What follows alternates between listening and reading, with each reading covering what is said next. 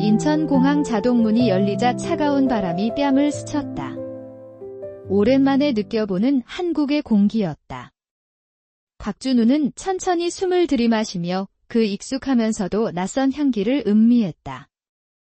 공항은 여전히 분주하게 움직이고 있었다. 가족을 마중 나온 사람들, 사업차 방문한 외국인들, 설레는 표정으로 여행을 떠나는 사람들. 박준우는 그 어느 쪽에도 속하지 않았다. 이번 방문은 단 하나의 목적을 위해서였다. 그를 낳은 여자, 그의 어머니 김현주를 찾기 위해. 그는 입양된 후 한 번도 한국에 돌아온 적이 없었다. 이 땅은 그의 고향이었고 동시에 버려진 곳이기도 했다. 이곳에는 그를 낳고 버린 여자가 있었다. 그는 평생 이 순간을 기다려왔다. 그녀를 찾아내 그가 받은 고통을 되돌려주기 위해.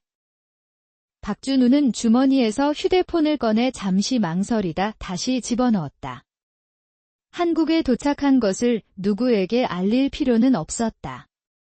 그를 기다리는 사람도 없었고 그가 먼저 연락할 사람도 없었다. 그는 혼자였다. 아니, 처음부터 늘 혼자였다는 것이 맞을 것이다. 짐을 찾아 공항 밖으로 나섰다. 회색 세단이 미리 준비되어 있었다. 뒷문을 열자 기사님이 정중하게 인사했다. 반갑습니다. 박준우 대표님. 어디로 모실까요? 박준우는 짧게 대답했다.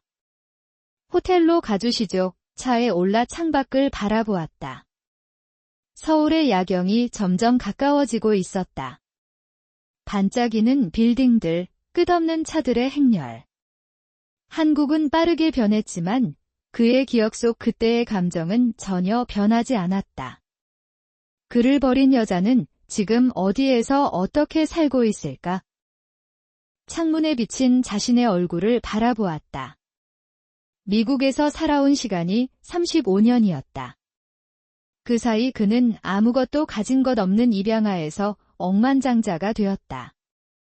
그를 학대했던 양부모는 이제 그에게 머리를 숙여야 할 정도로 모든 것이 변했다. 그러나 그의 마음속 한자리는 여전히 채워지지 않았다. 이제 그 공허함을 끝낼 시간이다. 곧 만나게 될 거야, 어머니. 그는 그녀가 행복한 삶을 살고 있다면 그것을 무너뜨릴 것이고 불행한 삶을 살고 있다면 더 깊이 빠뜨릴 것이다.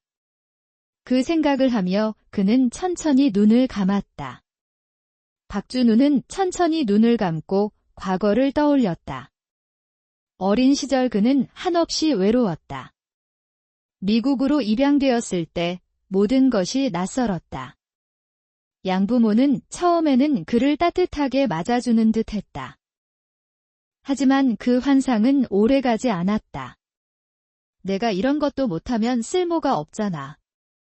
너 같은 애를 데려온 게 내 인생 최대의 실수야. 양부는 작은 실수에도 그를 향해 소리를 질렀고 술을 마신 날이면 손찌검도 서슴지 않았다.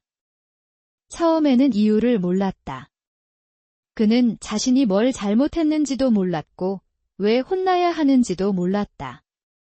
하지만 시간이 지나면서 하나의 결론에 도달했다. 그를 버린 그 여자가 그를 이렇게 만들었다. 그 생각이 그를 버티게 했다. 학교에서도 상황은 다르지 않았다. 그는 아이들에게 늘 이방인이었다. 외국에서 온 새님.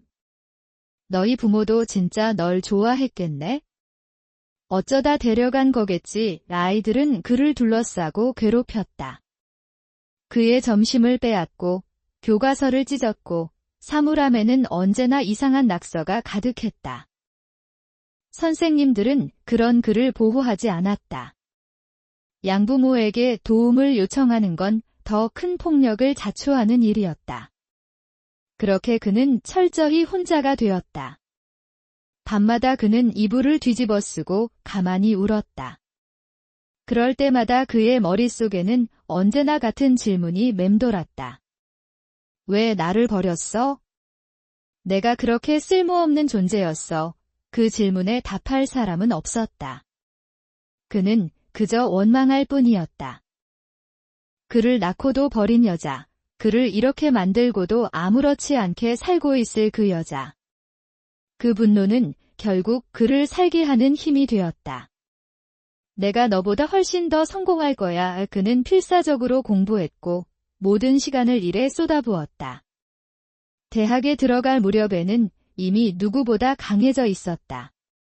그는 자신의 인생을 철저히 통제하기 시작했다. 약한 모습을 보이지 않았다. 단 한순간도 다른 사람들의 감정에 휘둘리지 않았다. 그는 사업을 시작했고 단 10년 만에 억만장자가 되었다. 그의 손에는 돈과 권력이 있었고 그를 무시했던 사람들은 이제 그의 앞에서 고개를 숙였다. 양부모도 이제는 그에게 의존할 정도였다.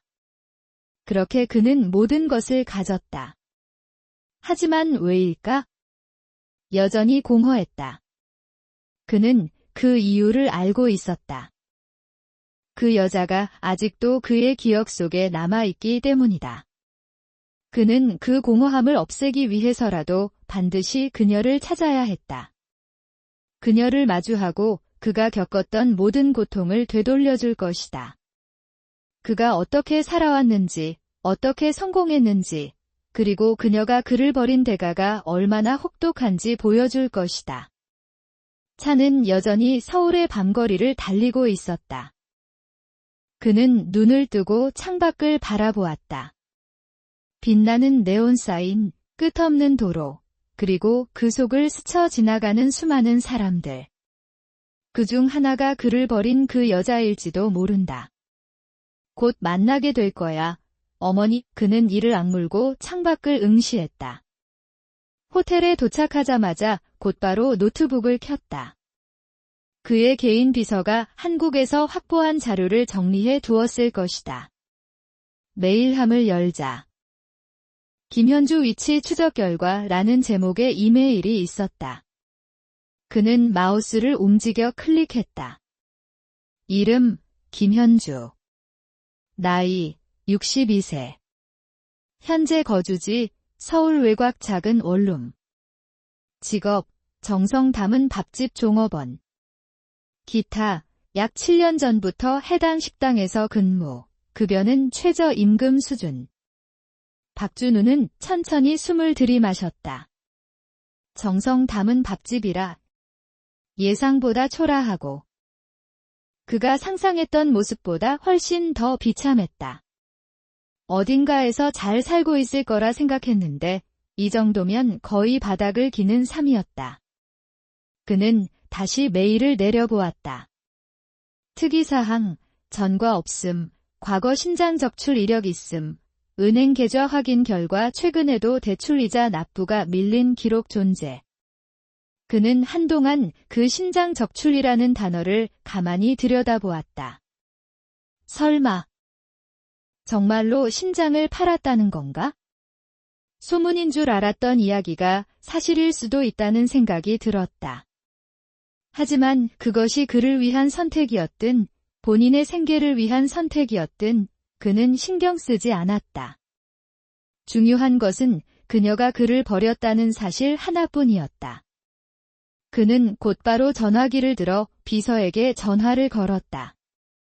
정성 담은 밥집이라는 곳으로 예약해. 조용한 자리로. 알겠습니다, 대표님. 직접 가시겠습니까? 그래야겠지. 그는 전화를 끊고 노트북을 덮었다. 다음 날, 박준우는 서울 외곽에 있는 작은 식당, 정성 담은 밥집 앞에 있었다. 간판은 낡았고 유리창은 오래된 기름때로 뿌옇게 흐려져 있었다. 사람들이 드나드는 걸 보니 적어도 운영은 되고 있는 듯 했다. 그는 가게 안으로 들어갔다. 안에는 오래된 기름 냄새와 습기가 가득했다. 테이블은 단출했고 메뉴판이 벽에 걸려 있었다. 평범한 동네 식당의 모습이었다. 그리고 주방 쪽에서 허리를 숙인 채 설거지를 하고 있는 한 여자가 보였다. 김현주. 머리는 헝클어져 있었고 앞치마는 군데군데 얼룩져 있었다. 주름진 손으로 그릇을 닦는 모습이 기이하게도 익숙하게 느껴졌다. 박준우는 자리로 안내받아 앉았다. 그리고 일부러 그녀가 가까이 올 때까지 기다렸다. 몇 분 후, 그녀가 그의 테이블로 다가왔다. 주문하시겠어요? 그는 잠시 그녀를 바라보았다. 가까이에서 보니 그녀의 얼굴에는 세월의 흔적이 깊게 남아 있었다. 그는 가만히 웃으며 말했다. 여기 음식이 맛있다고 하더군요. 추천 메뉴가 있습니까? 그녀는 조금 놀란 듯 했지만 곧 익숙한 듯 대답했다. 네, 제육볶음이 인기 많습니다. 그럼 그걸로 주세요. 그녀는 고개를 끄덕이며 주방으로 돌아갔다. 박준우는 그녀가 등을 돌리는 순간 자신도 모르게 속으로 씁쓸한 웃음을 지었다. 그래도 나를 못 알아보는군. 35년 전 버려진 아이는 이렇게 성장해서 그녀 앞에 앉아 있는데 그녀는 아무것도 모른다. 하지만 곧 알게 될 것이다. 내가 누구인지, 그리고 왜 돌아왔는지, 그는 김현주가 주방으로 돌아가는 모습을 천천히 지켜보았다. 그녀의 걸음걸이는 느리고 조심스러웠다. 마치 세상 모든 무게를 짊어진 사람처럼. 그는 의자에 기대어 그녀의 뒷모습을 바라보며 손가락을 가볍게 두드렸다. 기다리는 동안 식당 안을 둘러보았다. 벽에는 누렇게 바랜 가족 사진이 몇 장 붙어 있었다. 사진 속 가족이 누구인지는 알 수 없었지만 혹시 그일 수도 있다는 생각이 들었다. 그러나 그런 생각을 곧 지워버렸다. 이 여자는 그를 버렸고 다시 찾지 않았다. 여기에 그의 사진이 있을 리가 없었다. 잠시 후 김현주가 다시 나타났다. 그녀의 손에는 연기가 모락모락 나는 제육볶음이 담긴 접시가 들려 있었다. 그녀는 그의 앞에 음식을 내려놓으며 짧게 말했다. 맛있게 드세요. 그는 고개를 끄덕였다. 그녀는 다시 주방으로 돌아가려 했지만 그는 일부러 그녀를 붙잡았다. 잠깐만요. 그녀가 멈춰서서 그를 바라보았다. 직접 요리하신 건가요? 그녀는 칭찬으로 들렸는지. 순간 미소를 지으려다 인해 고개를 저었다. 아니에요. 저는 주방 보조일 뿐이에요. 그는 가볍게 웃으며 말했다. 그렇군요. 그런데 뭔가 익숙한 맛이 날 것 같은데요. 김현주는 그의 말을 이해하지 못한 듯한 표정을 지었다. 그는 천천히 젓가락을 들어 제육볶음을 집어 입에 넣었다. 씹을 때마다 단맛과 짠맛이 어우러진 익숙한 양념이 혀를 감쌌다. 어릴 적 기억이 어렴풋이 떠올랐다. 하지만 그는 일부러 표정을 숨긴 채 아무렇지도 않게 말했다. 정말 맛있네요. 오래된 식당인가 보죠. 그녀는 잠시 망설이다가 대답했다. 저는 여기서 일한 지 몇 년 안 됐어요. 원래 다른 곳에서 일했는데 사정이 있어서 이곳으로 왔어요. 그는 그녀의 얼굴을 가만히 바라보았다. 세월에 찢긴 얼굴, 거칠어진 손. 고된 삶이 고스란히 묻어 있었다. 사정이라. 다들 그런 게 있죠. 그는 일부러 가볍게 말하며 미소를 지었다. 하지만 그의 속은 전혀 달랐다. 그녀는 그의 시선을 피하며 조용히 말했다. 천천히 드세요. 그리고는 바쁘게 주방으로 돌아갔다. 박준우는 그녀의 등을 바라보며 젓가락을 내려놓았다. 35년 만에 다시 마주한 어머니? 그녀는 그를 전혀 알아보지 못했다. 그 사실이 어쩐지 기분 나쁘게 스며들었다. 그는 원망과 분노로 이곳에 왔다. 그런데 지금 예상과는 다른 감정이 슬며시 고개를 들고 있었다. 이 여자가 정말 나를 버린 게 맞는 걸까? 아니면 나를 지키기 위해 보낸 걸까? 그는 고개를 가볍게 흔들며 생각을 지웠다. 감정에 휘둘릴 필요 없다. 그는 이곳에 복수를 위해 왔다. 이 여자가 어떻게 살아왔든 그것은 중요하지 않았다. 하지만 마음 한구석에서 묘한 흔들림이 시작되고 있었다. 그는 젓가락을 내려놓고 물컵을 들었다. 차가운 물이 목을 타고 내려가면서도 머릿속은 여전히 복잡했다. 김현주, 그의 어머니. 그러나 그녀는 그를 전혀 알아보지 못했다. 35년이면 충분히 잊을 수도 있겠지. 하지만 어머니라면 아무리 세월이 흘러도 그의 얼굴에서 어릴 적 모습을 떠올릴 수 있지 않을까? 그것이 부모라는 존재 아닌가? 그는 다시 그녀를 바라보았다. 그녀는 주방에서 허리를 굽히고 그릇을 닦고 있었다. 손끝이 붉게 부르튼 것이 보였다. 그를 버린 후 편하게 살았을 거라 생각했는데 지금의 모습은 그의 예상과는 너무 달랐다. 하지만 그래서 어쩌라고? 이 여자가 겪은 고통이 그의 아픔을 지워줄 수 있단 말인가? 그는 자리에서 몸을 일으켰다. 계산할게요. 김현주가 계산대로 다가왔다. 그는 일부러 그녀의 얼굴을 찬찬히 바라보며 말했다. 음식이 맛있더군요. 오래 일하셨는지 그녀는 잠시 머뭇거리다 대답했다. 아니에요. 몇 년밖에 안 됐어요. 그전에는 무슨 일을 하셨어요? 그녀의 표정이 순간 굳어졌다. 그냥 여러 가지 일을 했어요. 피하려는 태도. 그는 일부러 천천히 지갑에서 카드를 꺼내며 덧붙였다. 저는 사람 사는 이야기에 관심이 많아서요. 가끔 어떤 사람을 만나면 그 사람이 어떤 삶을 살아왔는지 궁금해지거든요. 그녀는 순간 그의 얼굴을 바라보았다. 눈빛 속에 미묘한 불안이 스쳐 지나갔다. 그는 일부러 조금 더 말을 이어갔다. 특히 가족 이야기 같은 건 말이죠. 가족을 위해 희생하는 사람들, 그런 이야기에 마음이 가더라고요. 그녀의 손끝이 살짝 떨렸다. 그는 속으로 비릿한 웃음을 지었다. 이 여자는 그를 알아보지 못하지만 무언가를 숨기고 있다. 자, 카드요. 그는 그녀에게 카드를 건넸다. 그녀는 떨리는 손으로 카드를 받아 결제를 진행했다. 그리고 조심스럽게 카드를 돌려주었다. 그는 카드를 받으며 일부러 손끝을 그녀의 손에 살짝 닿게 했다. 순간 그녀가 움찔했다. 그녀는 고개를 숙이며 작게 말했다. 찾아주셔서 감사합니다. 조심히 들어가세요. 그는 천천히 미소를 지었다. 아마 또 올 겁니다. 그는 식당을 나섰다.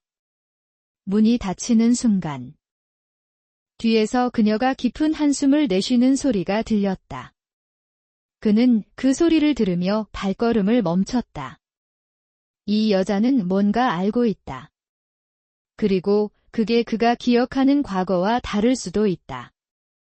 하지만 지금은 상관없다. 그는 차에 올라탔다. 창밖으로 정성 담은 밥집이라는 초라한 간판이 보였다. 모든 걸 하나씩 밝혀야겠다. 그녀가 날 버린 진짜 이유를. 그녀가 지금껏 무엇을 숨기고 있는지를, 그리고 그녀가 내 어머니라는 사실을 끝까지 부정할 수 있을지. 차가 도심을 벗어나며 점점 어두운 밤이 깊어졌다. 그는 창밖을 바라보며 깊은 생각에 잠겼다. 김현주, 그녀는 확실히 뭔가를 숨기고 있었다. 그가 그녀를 떠보았을 때 그 미세한 떨림, 눈을 피하는 태도. 그를 알아보지 못했지만 그의 말 한마디 한마디에 반응하는 모습. 그렇다면 그녀는 어떤 삶을 살아왔던 걸까? 그는 휴대폰을 꺼내 개인 비서에게 메시지를 보냈다. 김현주에 대한 과거 기록을 최대한 자세히 조사해봐에 특히 35년 전 내가 입양되기 전후의 일까지 곧바로 답장이 왔다. 이미 조사를 진행 중입니다. 대표님. 오늘 밤 안으로 정리해서 드리겠습니다. 그는 고개를 끄덕이며 폰을 내려놓았다. 한 가지 확실한 건 김현주의 삶은 결코 평탄하지 않았다는 것. 그녀의 눈빛, 거칠어진 손, 허름한 옷차림. 그가 상상했던 자식을 버린 후 편안한 삶을 누린 여자와는 거리가 멀다는 것을 뜻했다. 그러나 그것이 그의 고통을 정당화해 줄 수는 없다.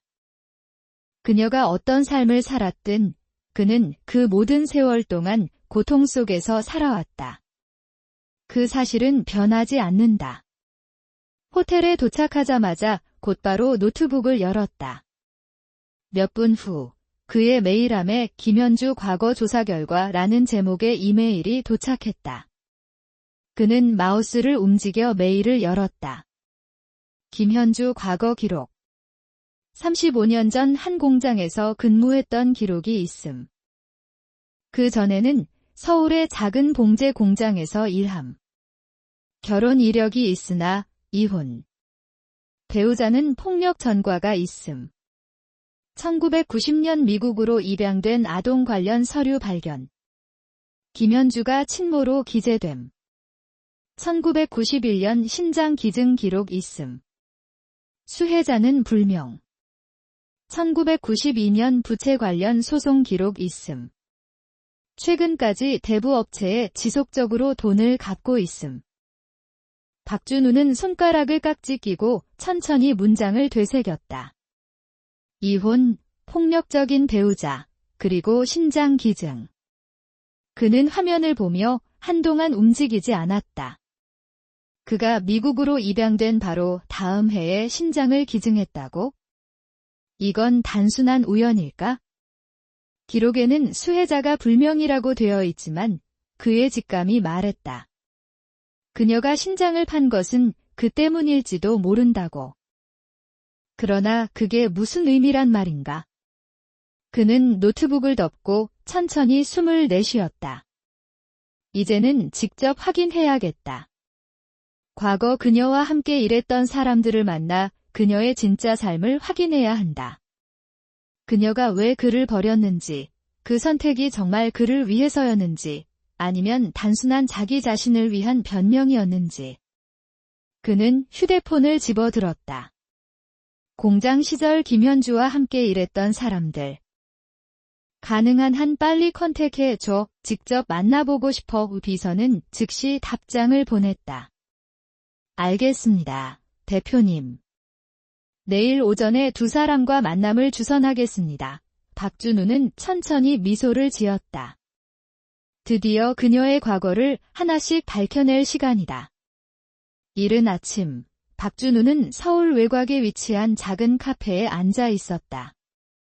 테이블에는 커피 한 잔과 그의 노트북이 놓여 있었다.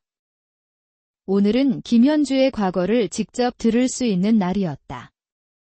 잠시 후 약속된 첫 번째 사람이 도착했다. 그녀는 나이가 들어 보이는 중년 여성이었다. 허름한 옷차림과 다소 초췌한 얼굴을 보니 공장에서 오랜 시간을 보낸 흔적이 역력했다. 안녕하세요. 김현주 씨와 함께 일하셨던 분이시죠? 그녀는 의자에 앉으며 피곤한 듯 고개를 끄덕였다. 네, 맞아요. 현주 씨랑 같은 공장에서 일했어요. 벌써 30년도 넘은 이야기지만 박준우는 노트북을 열고 조용히 그녀를 바라보았다. 김현주 씨가 어떤 사람이었나요? 그녀는 잠시 망설이다가 말을 이어갔다. 현주 씨. 참 착한 사람이었어요. 조용하고 자기 일만 묵묵히 하던 사람이었죠. 그런데 남편이 문제였어요. 정말 끔찍한 사람이었죠. 박준우는 몸을 앞으로 기울이며 조용히 물었다. 남편이 폭력을. 그녀는 한숨을 내쉬며 고개를 끄덕였다. 네, 공장 사람들 다 알았어요. 그 남자가 현주 씨를 얼마나 괴롭혔는지. 술만 마시면 때리고 욕하고 심지어 공장까지 찾아와 행패를 부린 적도 있었어요. 우리가 도와주려고 하면 현주 씨는 오히려 우리한테 민폐 끼칠까 봐 피했어요. 참. 그때 생각하면 속이 터지네요. 박준우는 조용히 그녀의 말을 받아들였다. 그리고 그녀가 심장을 팔았다는 이야기도 있던데 혹시 알고 계십니까? 그녀는 그를 빤히 바라보았다. 그걸 어떻게 아셨어요? 박준우는 미소를 지으며 노트북에 메모를 입력했다. 공장 기록을 조사하다 보니 나오더군요. 확실한 사실인가요? 그녀는 잠시 말을 망설이다가 고개를 끄덕였다. 맞아요. 그때 현주 씨가 조용히 병원에 다녀온 걸 다들 알았어요. 우리가 물어봐도 대답을 안 했죠. 그런데 며칠 후에 알았어요. 그 돈으로 빚을 갚은 게 아니라 어떤 아이 병원비에 썼다는 걸. 박준우는 손을 움켜쥐었다. 어떤 아이라면? 그녀는 그를 바라보며 조용히 입을 열었다. 그 아이가 당신인가 보네요. 박준우는 아무 말도 하지 못했다. 그녀의 말이 사실이라면 김현주는 그를 버린 게 아니라 그를 살리기 위해 자신의 몸까지 희생한 것이었다. 그는 잠시 깊은 숨을 들이마시며 생각을 정리했다. 하지만 그렇다고 해서 그 상처가 사라지는 건 아니다. 그녀가 그를 위해 희생했든 그를 버린 것이든 그는 여전히 평생을 고통 속에서 살아왔다. 그렇군요. 그는 조용히 자리에서 일어났다. 도움이 많이 되었습니다.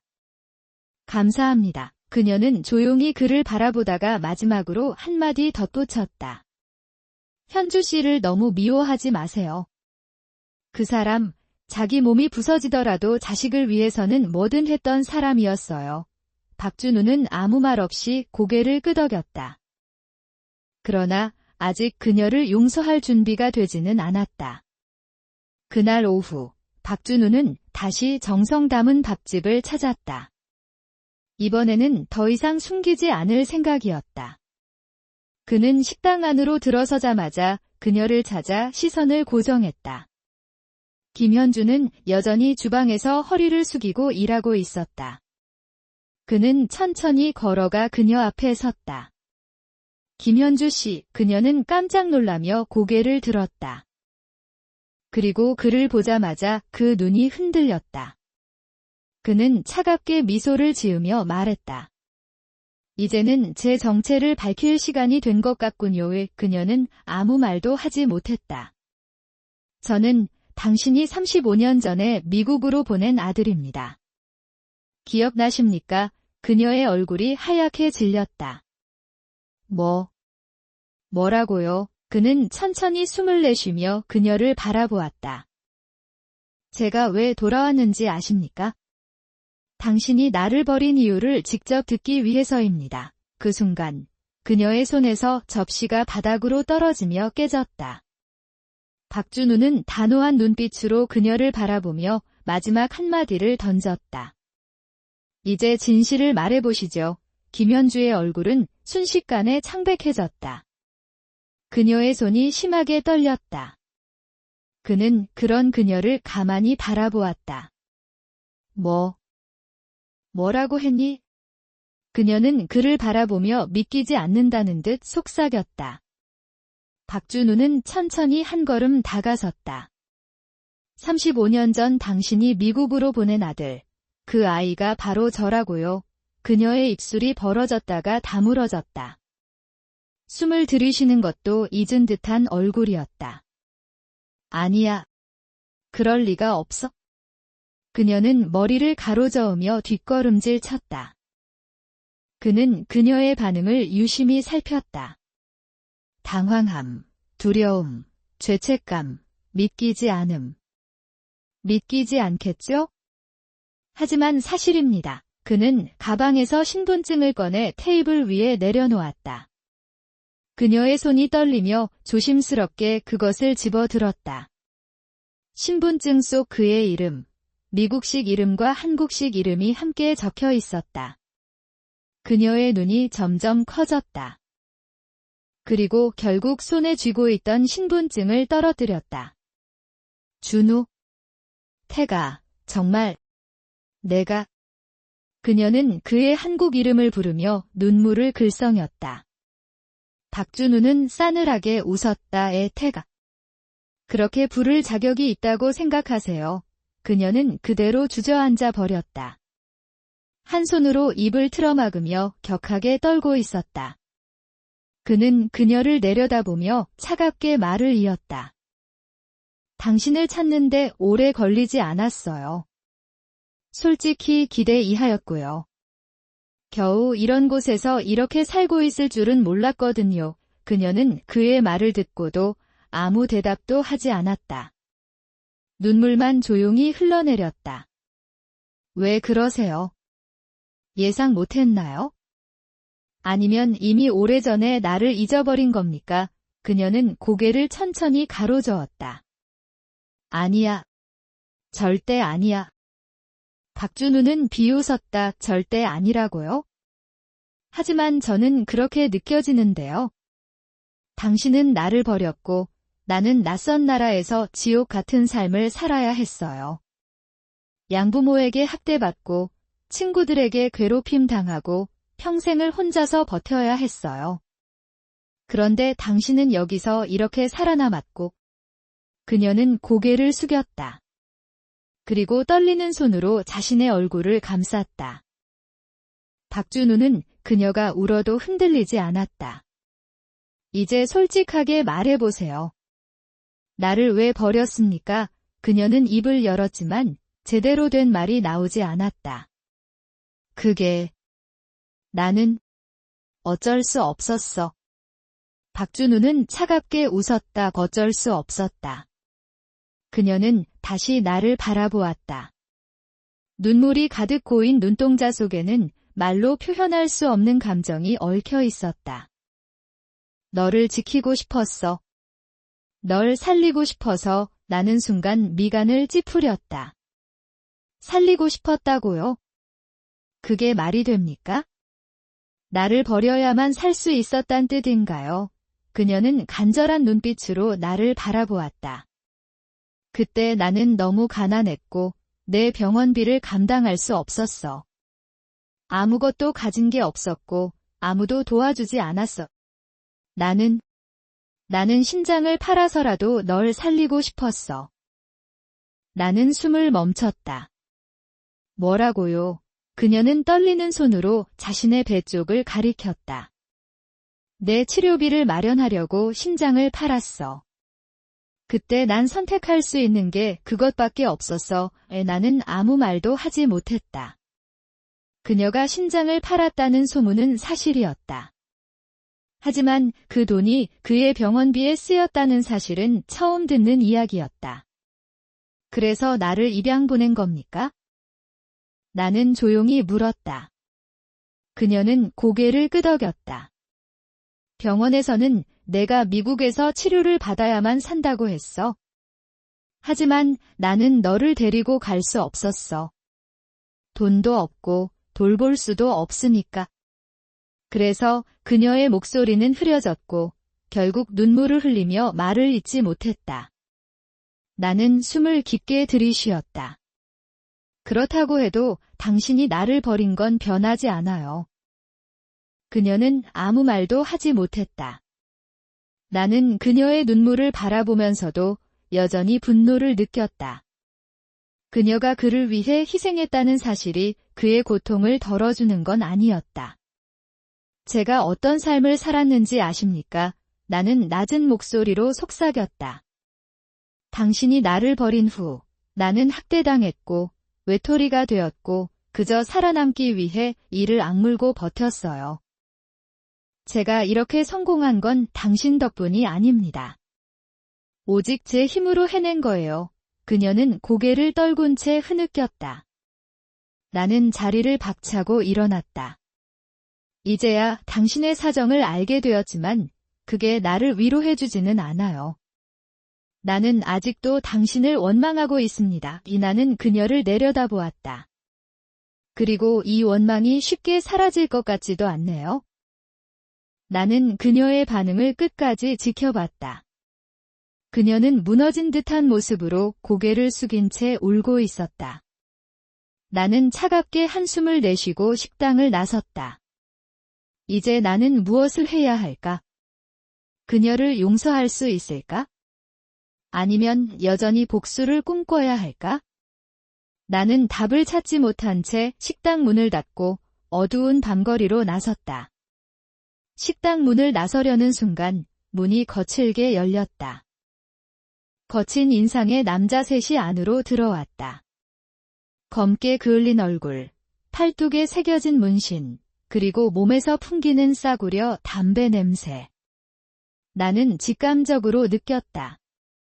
문제를 일으키러 온 사람들이다. 그들은 안을 둘러보더니 카운터 안쪽에 있는 김현주를 발견하고 비웃으며 걸어갔다. 아줌마, 오늘은 어떻게든 갚아야지. 또 미룰 생각은 아니겠지? 그중 한 명이 테이블 위에 발을 올리며 거만하게 웃었다. 김현주는 그들을 보자마자 얼굴이 하얗게 질렸다. 그녀의 손이 테이블을 짚었지만 힘이 들어가지 않는 듯 보였다. 조금만 더 기다려주세요. 이번 달에 드리겠다고 약속했잖아요. 그녀의 목소리는 떨렸다. 약속, 리더 격인 남자가 비웃었다. 아줌마, 우리가 그 약속을 몇 번이나 들었는지 알아? 오늘은 그냥 못 넘어가. 가게라도 넘기든지 몸으로라도 갚든 해야겠어. 나는 한 걸음도 움직이지 않은 채 상황을 지켜보았다. 그녀가 빚을 졌다는 사실은 예상하지 못했던 일이었다. 하지만 이 장면을 보니 모든 것이 맞아떨어졌다. 은행 기록에서 본 대출 이력, 밀린 이자 납부, 그리고 신장을 팔았다는 소문. 그녀는 여전히 돈에 쪼들리며 살아가고 있었다. 김현주는 허둥지둥하며 손을 모았다. 정말 조금만 더 시간을 주세요. 제가 어떻게든 갚겠습니다. 제발. 그러나 조폭들은 그녀의 애원을 비웃었다. 시간. 우리가 그 말한 게 벌써 몇 달 전이야. 오늘은 그냥 못 갚. 그들은 식당 안을 어슬렁거리며 의자를 걷어차고 테이블 위에 있던 접시를 바닥에 던졌다. 쨍그랑. 산산조각이 난 접시들이 바닥에 흩어졌다. 김현주는 황급히 무릎을 꿇고 깨진 조각들을 줍기 시작했다. 제발 조용히 해주세요. 손님들도 계시고, 손님, 그들은 코웃음을 쳤다. 여기 오는 손님들이 뭔 대단한 손님들이라고? 이딴 허름한 가게, 우리가 손 좀 봐줘야 정신 차리겠네. 그들은 더 거칠게 식당을 휘젓기 시작했다. 나는 천천히 자리에서 일어났다. 다 그만하시죠. 내 말에 그들이 내 쪽으로 시선을 돌렸다. 뭐야, 이 새끼는. 나는 식탁 위에 있던 내 냅킨을 천천히 집어들었다.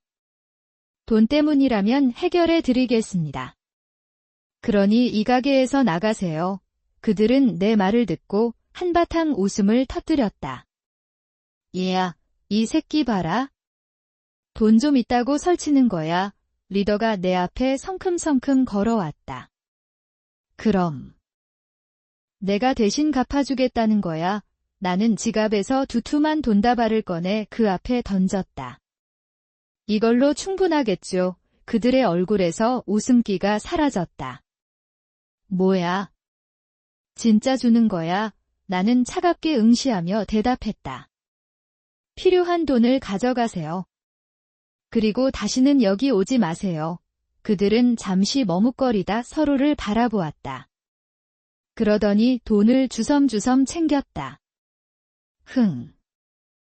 오늘은 이걸로 넘어가주지의 리더는 마지막으로 김현주를 내려다보며 경고했다. 운 좋은 줄 알아, 아줌마. 다음번엔 이런 호구가 없을 수도 있으니까. 그들은 돈을 챙겨 식당을 빠져나갔다. 나는 깊게 숨을 들이쉬었다. 이제야 정적이 내려앉았다. 김현주는 여전히 바닥에 주저앉은 채 믿을 수 없다는 듯 나를 바라보고 있었다. 왜 그렇게까지 했니? 나는 그녀를 바라보며 단호하게 대답했다. 당신이 내게 빚이 많으니까요. 그녀의 눈에서 눈물이 흘러내렸다. 그러나 나는 그녀를 위로하지 않았다. 이것은 단순한 동정이 아니었다. 나는 그저 내가 해야 할 일을 했을 뿐이다. 이제 그녀와의 이야기는 다음 단계로 넘어가야 했다. 이제 진실을 끝까지 듣고 싶습니다. 김현주는 여전히 바닥에 주저앉아 있었다. 그녀의 손은 미세하게 떨리고 있었고 얼굴은 창백했다. 식당 안은 조용했다. 깨진 접시 조각들이 바닥에 널브러져 있었고 그 사이에서 그녀는 아무 말도 하지 못한 채 나를 바라보고 있었다. 나는 그녀의 시선을 피하지 않았다. 이제 말해보세요. 빚은 왜 진 겁니까? 그녀는 마치 들키고 싶지 않은 비밀이 드러난 사람처럼 움찔했다. 하지만 곧 고개를 숙이며 떨리는 목소리로 대답했다. 너 때문이었어. 나는 아무 말 없이 그녀를 응시했다. 내가 어렸을 때 많이 아팠지? 병원에서는 계속 돈이 필요하다고 했고 난 가진 게 없었어. 어떻게든 내 치료비를 마련하려고 했지만 도저히 감당할 수가 없었어. 그녀의 말은 마치 오래전 묻어두었던 상처를 다시 들춰내는 듯한 느낌이었다. 그래서 신장을 팔았으니까 내가 단도직입적으로 묻자 그녀는 크게 눈을 떴다. 그걸 어떻게? 나는 말없이 그녀를 바라보았다. 그게 사실입니까? 그녀는 떨리는 손으로 바닥을 짚었다. 그리고 힘겹게 몸을 일으키더니 주방 쪽으로 걸어갔다. 나는 그녀를 따라갔다. 그녀는 천천히 앞치마 끈을 풀고 소매를 걷어 올렸다. 이걸 보면 믿겠니? 나는 그녀의 왼쪽 옆구리를 바라보았다. 수술 자국. 오래전 봉합된 상처는 희미한 흉터로 남아 있었다. 나는 아무 말도 할 수 없었다. 그때는 정말 어쩔 수 없었어. 그녀의 목소리는 떨리고 있었다. 내가 너무 아팠고 돈이 없었고 나한테는 그 선택밖에 없었어. 나는 그녀를 바라보았다. 그럼 왜 나를 입양 보냈습니까? 그녀는 조용히 눈을 감았다. 그것도 널 살리기 위해서였어. 그녀의 목소리는 한없이 작았다. 신장 판다고 모든 게 해결되지 않았어. 병원에서는 내가 미국에서 치료를 받아야 한다고 했어. 한국에서는 감당할 수 없는 수준의 치료가 필요했으니까. 그래서 그녀는 눈물을 삼켰다. 그래서 널 보낼 수밖에 없었어. 나는 그녀의 말을 곱씹었다. 그게 진짜 이유입니까? 그녀는 눈물을 닦으며 힘겹게 고개를 끄덕였다. 나는 한 걸음 물러섰다. 분노가 가라앉은 것은 아니었다. 하지만 지금까지 알고 있던 모든 것이 뒤바뀌는 느낌이었다. 나는 어릴 적부터 그녀를 증오하며 살아왔다. 내가 이렇게 힘들게 살아온 이유가 그녀 때문이라고 믿어왔다. 하지만 지금 내 앞에 있는 이 여자는 나를 위해 자신의 몸까지 희생했던 사람이었다. 그럼 왜 지금까지 날 찾지 않았습니까? 내가 마지막으로 던진 질문에 그녀는 힘없이 웃었다. 찾고 싶었어. 그런데 그럴 자격이 없었어. 그녀의 눈물이 바닥으로 떨어졌다. 나는 널 버린 엄마야. 그런 내가 어떻게 널 찾겠니? 내가 잘 살고 있을 거라고. 그냥 그렇게 믿고 싶었어. 왜 나는 그녀의 말을 곱씹었다. 그러나 여전히 마음 한구석에서는 거부감이 들었다. 그래서 이렇게 살아온 겁니까? 그렇지 않으면 어떻게든 널 찾으려고 했을 거 아니에요? 하지만 나는 이미 너무 늦었어. 내가 널 용서할 리 없다는 것도 알고 있고 그냥 이렇게 살면서 벌을 받고 있다고 생각했어. 나는 그녀를 바라보았다. 그녀는 나를 위해 희생했다. 그러나 동시에 나를 버렸다. 나는 이제 결정을 내려야 했다. 그녀를 용서할 것인가, 아니면 여전히 증오할 것인가. 나는 천천히 숨을 들이쉬었다. 그리고 사채업자가 남기고 간 명함을 비서에게 사진으로 전송해주며 김현주 씨비따 정리해 메시지를 보냈다. 제가 빚을 갚았습니다. 그녀는 놀란 표정으로 나를 바라보았다. 당신이 진 빚, 이제 없습니다.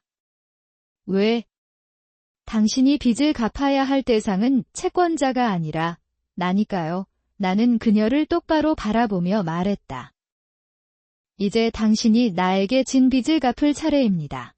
그녀는 내 말을 이해하지 못한 듯 멍한 표정을 지었다. 나는 천천히 말을 이었다. 이제부터 내 질문에 솔직하게 대답하세요. 당신이 날 보낸 이유, 정말 그게 전부였습니까? 그녀는 나를 똑바로 바라보았다. 그리고 이번에는 도망치지 않았다. 그래. 그게 전부야. 나는 그녀의 눈을 바라보았다. 그 눈 속에는 거짓이 없었다. 나는 천천히 고개를 끄덕였다. 이제 나는 다음 결정을 내려야 했다. 이 여자를 완전히 용서할 것인가, 아니면 다시 떠날 것인가. 하지만 한 가지는 확실했다. 이 순간부터 그의 인생은 다시 바뀌게 될 것이다. 식당 안은 적막했다. 깨진 접시 조각들이 바닥에 널려 있었고 김현주는 여전히 그 자리에 있었다. 그녀의 손은 떨리고 있었고 눈가에는 붉게 물든 눈물이 맺혀 있었다. 나는 그녀의 눈을 바라보았다. 그게 전부라고요. 내 목소리는 차가웠다. 당신이 날 위해 신장을 팔고 나를 미국으로 보냈다는 게 전부라고요. 그녀는 힘겹게 고개를 끄덕였다. 하지만 나는 믿을 수 없었다. 그런데 왜 당신은 이렇게 살고 있습니까? 내가 묻자. 그녀는 고개를 떨구었다. 내가 떠난 뒤 나는 공장에서 일하며 살았어. 처음엔 어떻게든 견뎌보려고 했지만 그게 쉽지 않았어. 내 생각이 나지 않는 날이 없었으니까 그녀는 깊은 한숨을 내쉬었다. 그러다가 어느 날 내가 미국에서 힘들게 지내고 있다는 소문을 들었어. 나는 놀란 표정으로 그녀를 바라보았다. 소문. 어떤 사람이 내게 말했어. 내가 입양된 가정에서 학대를 받고 있다는 이야기를 들었다고. 나는 그 말을 듣고 미칠 것 같았어. 내가 잘 살길 바라며 보냈는데 내가 고통받고 있다면? 나는 어떻게 해야 할지 몰랐어. 나는 숨을 들이마셨다. 그녀는 이미 내가 어떤 삶을 살아왔는지 알고 있었던 걸까? 그래서 당신은 빚을 지면서까지 날 찾으려고 묻자 그녀는 힘없이 웃었다. 그게 유일한 방법이라고 생각했어? 난 가진 게 없었으니까. 돈을 빌릴 수밖에 없었어. 내가 어디 있는지 알아내기 위해서, 내가 어떻게 사는지 확인하기 위해서 그녀는 눈을 감았다. 하지만 결국 아무것도 할 수 없었어. 내가 가진 돈으로는 널 찾는 것조차 불가능했으니까. 그래서 점점 빚만 쌓였고. 난 그걸 갚지 못하고 이렇게 살고 있는 거야. 나는 그녀를 바라보았다. 내가 몰랐던 사실들이 하나둘씩 밝혀지고 있었다. 그럼 지금까지도 날 찾고 있었습니까? 내 질문에 그녀는 힘없이 웃었다. 아니, 이젠 그럴 수 없었어. 그녀는 조용히 속삭였다. 넌 이미 너무 멀리 가버렸잖아. 나는 그녀를 바라보았다. 강수진은 내게서 고개를 돌린 채 눈물을 삼키고 있었다. 나는 내가 널 찾아올 거라고 생각도 못했어. 그녀는 고개를 숙였다. 이렇게 만날 줄은 정말 상상도 못했어. 나는 조용히 숨을 내쉬었다. 당신이 나를 버린 건 변하지 않습니다. 내가 말하자 그녀는 움찔했다. 그게 어떤 이유에서든 난 그 사실을 잊을 수 없습니다. 나는 그녀를 똑바로 바라보며 말했다. 하지만 지금까지 알고 있던 것과는 많이 다르군요. 그녀는 나를 바라보았다. 나는 그녀의 눈을 마주보며 천천히 말을 이었다. 당신이 나를 버린 게 아니라 나를 살리기 위해 떠나보낸 거라면 나는 숨을 들이쉬었다. 난 이제 뭘 해야 합니까? 그녀는 아무 대답도 하지 않았다. 그녀는 이미 모든 걸 포기한 사람처럼 보였다. 하지만 나는 아니었다. 나는 이제 선택해야 했다. 복수를 계속할 것인가, 아니면 나는 그녀의 눈을 바라보았다. 눈앞에 앉아있는 강수진. 나를 버린 여자. 그러나 동시에 나를 살리기 위해 모든 걸 희생한 여자. 나는 천천히 의자의 등받이에 몸을 기댔다. 이제 어쩌시겠습니까? 내가 조용히 묻자. 그녀는 고개를 들었다. 무슨 뜻이니? 그녀의 눈에는 여전히 불안과 죄책감이 서려 있었다. 당신은 나를 떠나보낸 뒤에도 죄책감 속에서 살았고, 나를 찾으려다 빚을 지고, 지금은 이렇게 초라한 삶을 살고 있습니다. 그런데 나는요, 나는 그녀를 바라보며 말을 이었다. 나는 어떻게 해야 합니까? 그녀는 아무 말도 하지 못했다. 당신이 나를 살리기 위해서 보냈다는 걸 이제 알았습니다. 하지만 나는 그 선택 때문에 평생을 고통 속에서 살아야 했습니다. 양부모에게 학대당하고 학교에서는 따돌림을 당하고 어디에서도 나를 받아주는 곳이 없었습니다. 나는 혼자였습니다. 오직 복수만이 나를 버티게 했습니다. 하지만 이제 그 복수의 대상이 사라졌어요. 나는 그녀를 똑바로 바라보았다. 당신이 나를 버린 게 아니라 나를 살리기 위한 선택이었다면 난 도대체 어떻게 해야 하는 겁니까? 그녀는 나를 바라보다가 끝내 눈물을 흘리기 시작했다. 미안하다. 정말 미안하다. 그녀의 목소리는 한없이 떨렸다. 내가 그렇게 힘들게 살 줄 몰랐어. 내가 좋은 가정에서 행복하게 잘 클 거라고 생각했어? 최소한 내가 살아남을 거라고 믿었어. 나는 피식 웃었다. 당신은 믿겠죠? 하지만 나는 그 믿음 덕분에 지옥에서 살았습니다. 그녀는 다시 고개를 떨궜다. 나는 손을 들어 얼굴을 문질렀다. 분노는 여전히 남아 있었다. 이해했다고 해서 용서할 수 있는 건 아니었다. 그렇다고 해서 복수를 계속할 수 있을까? 나는 모든 것을 파괴할 준비가 되어 있었다. 하지만 이제는 나는 더 이상 그녀를 무너뜨려야 할 이유가 사라졌다. 나는 내 인생을 당신을 원망하며 살아왔습니다. 내가 성공하면 당신을 찾아가 내가 어떤 사람이 되었는지 보여주고 당신이 받은 고통보다 더 큰 고통을 주겠다고 결심했습니다. 하지만 나는 잠시 숨을 들이마셨다. 당신을 이렇게 마주하고 나니 내가 생각했던 것과는 너무 다릅니다. 나는 주먹을 쥐었다가 다시 폈다. 나는 복수를 위해 살아왔습니다. 하지만 이제 그 복수를 끝내야 할까요? 그녀는 내 말을 듣고 아무 말도 하지 않았다. 나는 자리를 박차고 일어났다. 아직 모르겠습니다. 나는 짧게 내뱉고는 몸을 돌렸다. 당신을 용서할 수 있을지, 아니면 여전히 원망해야 할지. 하지만 분명한 건 나는 한 걸음 걸어나가며 덧붙였다. 이제 나도 내가 어떤 선택을 해야 할지 생각해 봐야 한다.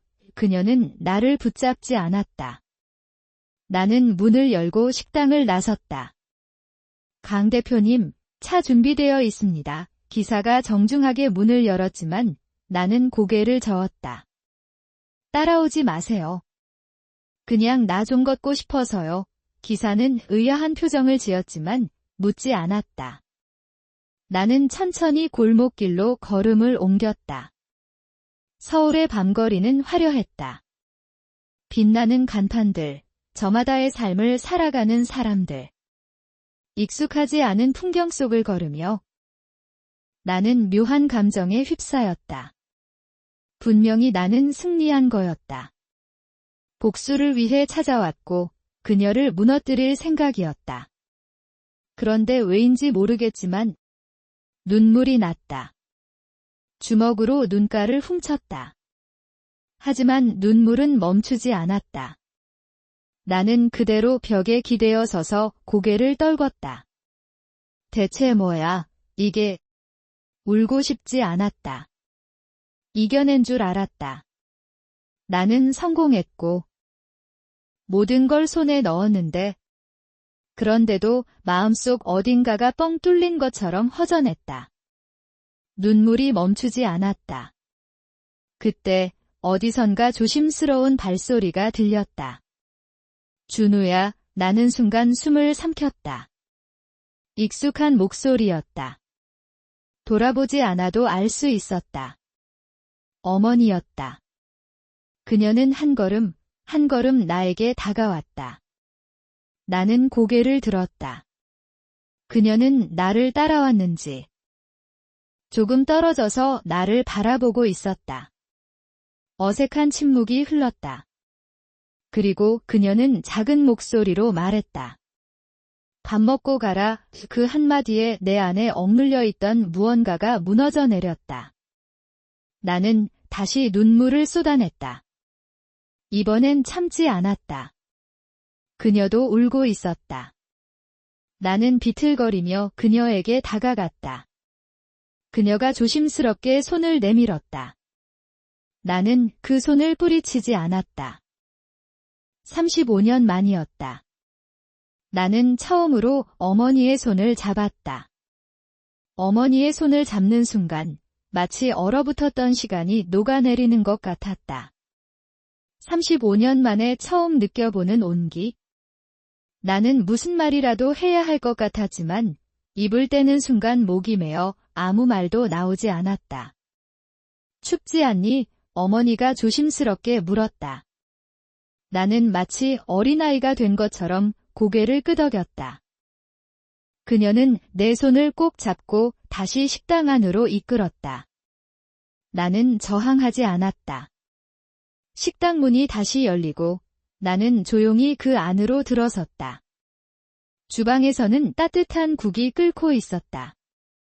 익숙한 된장 냄새가 코끝을 찡하게 울렸다. 그녀는 서둘러 밥을 퍼담고 반찬을 차렸다.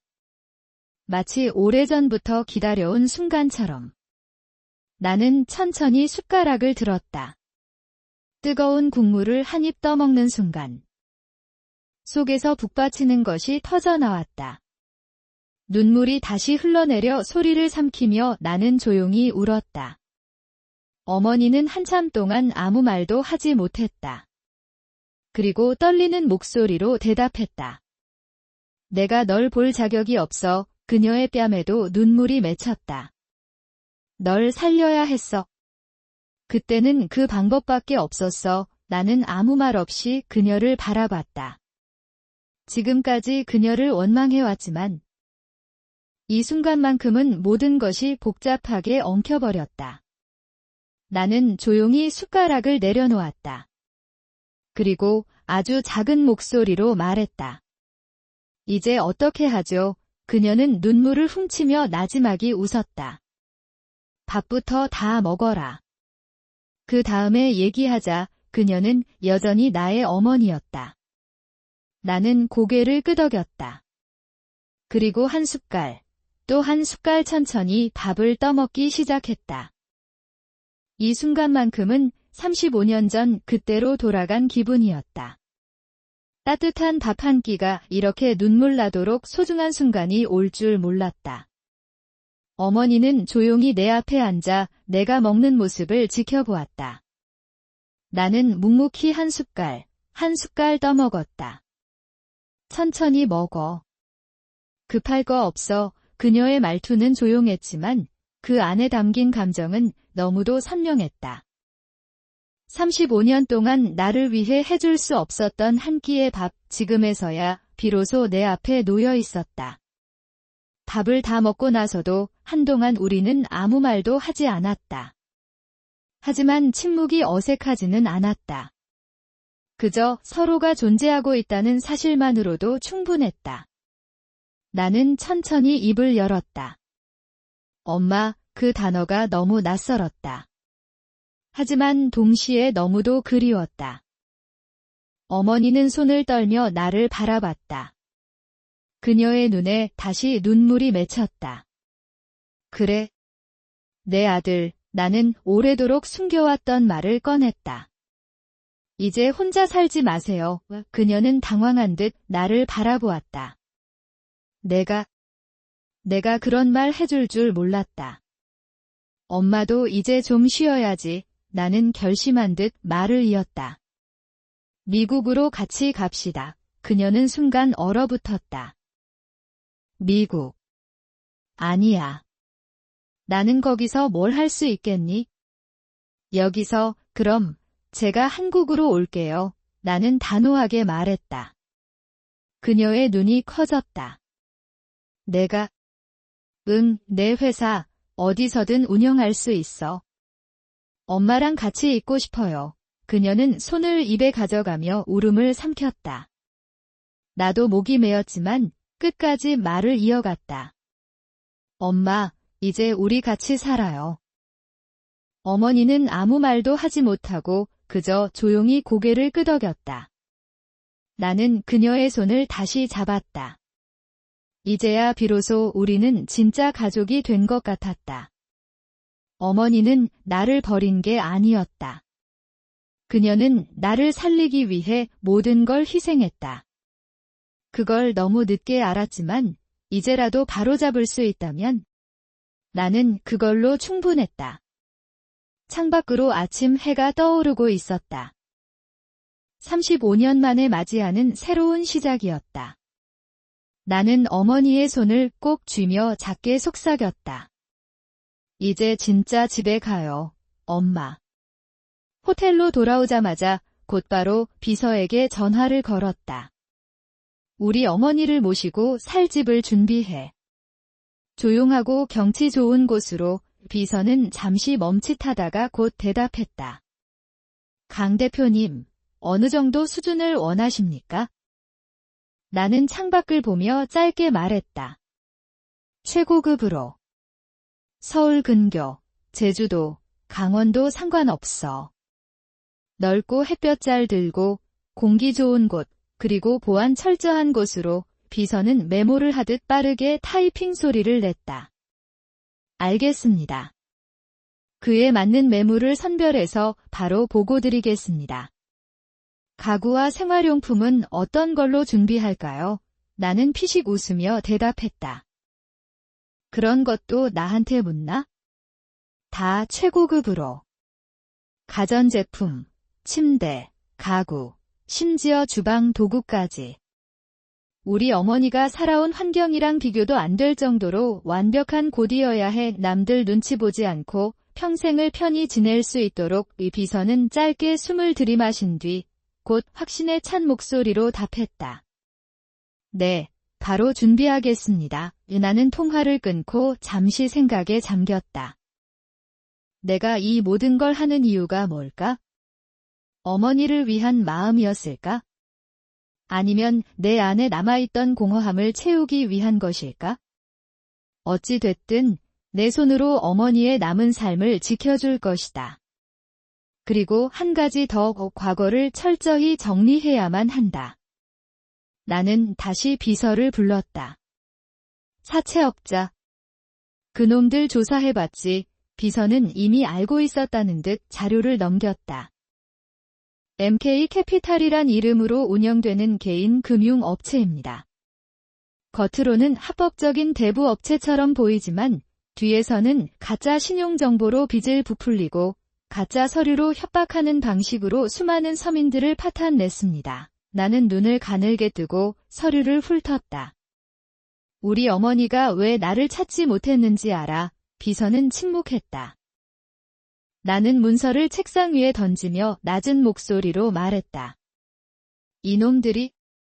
아들 찾아준다는 명목으로 가짜 정보를 흘려서 어머니에게 빚을 떠넘겼어. 어머니가 빚을 갚느라 허덕이는 동안 이놈들은 뒤에서 웃고 있었겠지. 비서는 조용히 입술을 깨물었다. 이 정도 사기라면 분명 많은 피해자가 있을 것이다. 나는 책상 위에 손을 올리고 낮게 명령했다. 이 회사 완전히 날려버려. 비서는 고개를 들었다. 대표님 방식대로 처리하면 되겠습니까? 나는 피식 웃었다. 그래. 법적으로든 사업적으로든 이놈들이 두 번 다시 일어설 수 없게 만들어. 의 비서는 짧게 웃으며 대답했다. 네, 몇 주 안에 완전히 무너질 겁니다. 나는 고개를 끄덕였다. 과거는 정리될 것이다. 내가 그들의 삶을 지옥으로 만들어줄 테니까. 이제야 조금 후련해지는 기분이었다. 그리고 진짜 새로운 시작이 다가오고 있었다. 며칠 후, 나는 어머니와 함께 새집을 보러 갔다. 서울에서 조금 벗어난 곳, 고요한 호숫가 옆에 자리 잡은 전원주택이었다. 넓은 정원, 큰 창문, 햇빛이 가득 들어오는 거실. 어머니는 입구에서 한참을 서서 집을 바라보았다.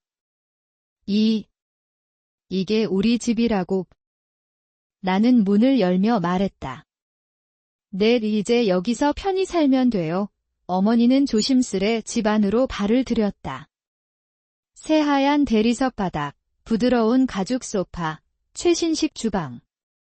어머니는 마치 꿈을 꾸는 사람처럼 천천히 집을 둘러보았다. 이게 정말 내 집이야. 나는 그녀 옆에 서서 고개를 끄덕였다. 어머니는 떨리는 손으로 벽을 쓰다듬으며 눈물을 글썽였다. 나는 조용히 그녀의 어깨를 감쌌다. 앞으로는 제가 엄마를 지켜줄게요. 원망해서 미안해요. 엄마의 어머니는 나를 바라보다가 눈물을 흘렸다. 아니다. 내가 너에게 죄인인데. 이게 무슨. 나는 가볍게 웃으며 대답했다. 이제 시작일 뿐이야, 엄마. 이제 우리 함께 새로운 삶을 살아가요. 밖에서는 따뜻한 햇살이 집 안으로 스며들고 있었다. 그 순간 나는 처음으로 진짜 평온함을 느꼈다. 모든 과거는 정리되었다. 이제는 진짜 미래를 만들어갈 시간이었다. 엄마, 이제 우리가 함께 행복할 시간이야. 나는 조용히 중얼거리며 어머니와 함께 새로운 집을 바라보았다.